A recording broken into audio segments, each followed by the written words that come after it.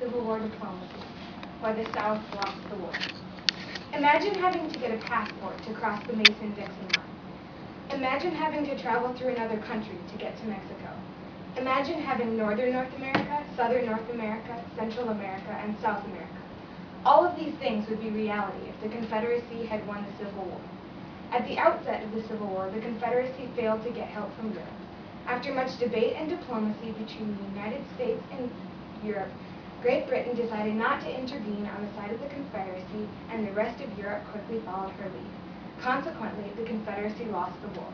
However, if the Confederacy had succeeded in getting help from Europe, they would have won the war and we would be two separate countries today. Now let us go back in time 150 years. It is May of 1861.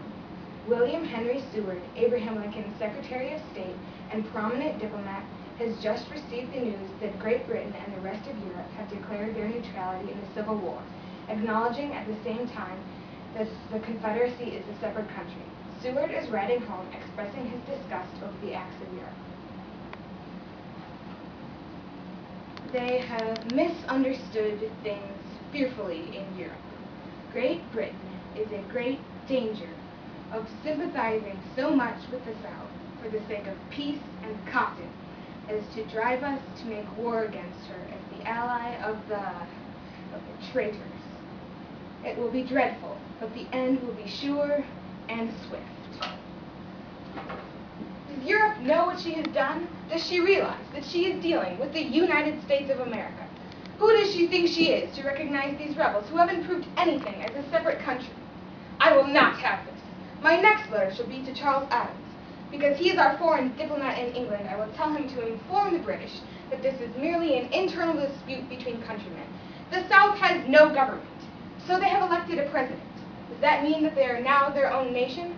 The Southerners say that they joined the Union of their own accord and now have a right to withdraw. But no, they joined, so they must stay. The Union is permanent.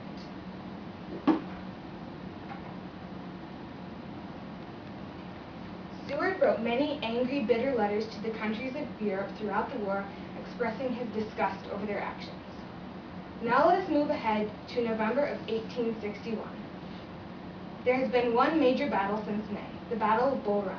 The Confederacy was victorious. On October 12, 1861, two Confederate diplomats left secretly on a British ship, the Trent, to try to get foreign help from Europe.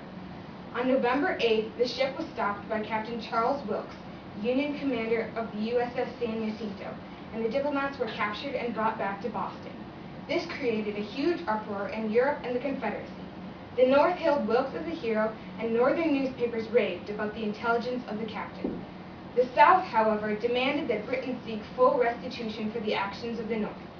Mary Chestnut is reading the news of the Trent in the Charleston Courier.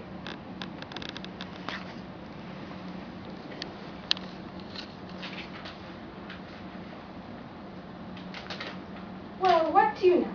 The Yankees have gone and captured two of our diplomats, James Mason and John Slidell.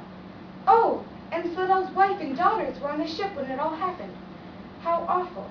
It says here in the Charleston Courier, their seizure under such circumstances upon a known vessel with papers known to be genuine must be held by Great Britain as an unmitigated insult, and not only in self-respect is she bound to demand a full atonement for it, but her neglect to do so would be such a departure from her neutrality.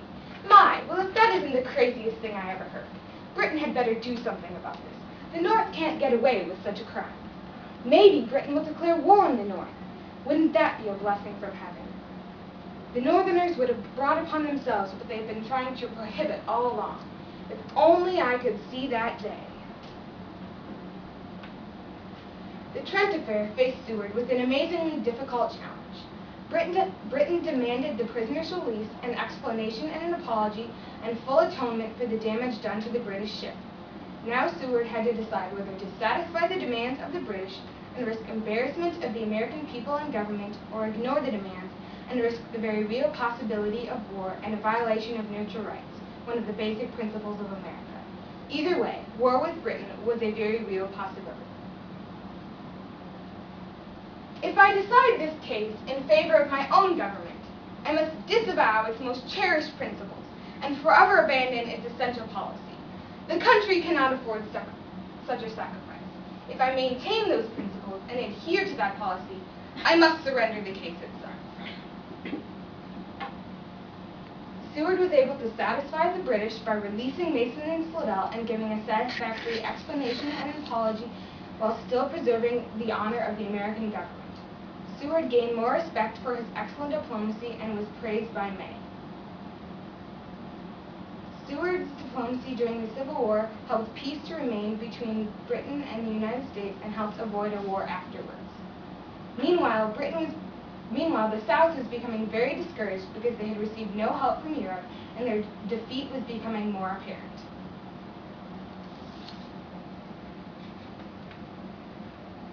This war has dragged on for too long. If only the British had come and helped us, it would be over and done. If only there had not been such a good cotton crop this year worldwide. Britain has been getting their cotton from other places because of the blockade. We were very wrong in our predictions that Britain would stop the blockade to get our cotton. Why are the British so reluctant to help a country in need?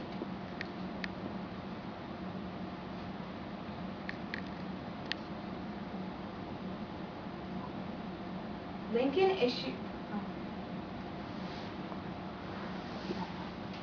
Now let us skip ahead to July of 1862. Abraham Lincoln has just given his idea for a preliminary Emancipation Proclamation. At the beginning of the war, President Lincoln and I did not want anything concerning slavery to play a part in the war. But yesterday, President Lincoln presented to us, his cabinet that is, a preliminary Emancipation Proclamation. He wants to issue that all Confederate states must free their slaves. However, if any Confederate state is willing to withdraw from the war, they may keep their slaves. I think this ill-advised. First of all, is this plan constitutional? Can President Lincoln really do this? I think not. Also, Britain only needs us for goods. If we free all of the slaves, there will not be nearly enough cotton. I think that Britain will intervene because of the proclamation. They will not be happy, and we will bring about the Union's downfall. Lincoln did issue the Emancipation Proclamation on January 1st, 1863. Seward was quite wrong. Britain did not join the war, and European intervention became a much less likely possibility throughout the rest of the war. Meanwhile, Britain was becoming very discouraged because they had received no help from Europe, and their defeat was becoming more apparent. This war has dragged on for too long. If only the British had come and helped us, it would be over and done. If only there had not been such a good cotton crop worldwide. Because of the blockade, Britain has been getting their cotton from other places. We were very wrong in our predictions that Britain would stop the blockade to get our cotton. Why are the British so reluctant to help a country in need? Next, let us skip ahead to September of 1863. Throughout the war, Britain had secretly been making ships for the Confederacy. When the United States found out, Charles Adams sent an ultimatum to the British Foreign Secretary saying, "It would be superfluous in me to point out to your lordship that this is war." Britain did not send the ships, and after the war they paid the United States for the damage the British ships had caused. This was known as the Laird-Graham crisis. Throughout the Trent Affair, the Emancipation Proclamation, and the Laird-Graham crisis, Union diplomats proved to be superior. Europe did not join the war because of both Seward's and Adams' excellent diplomacy. It took 2 more years for the war to end. The conflict finally ended on April 9, 1865. The Union was victorious and our nation was preserved.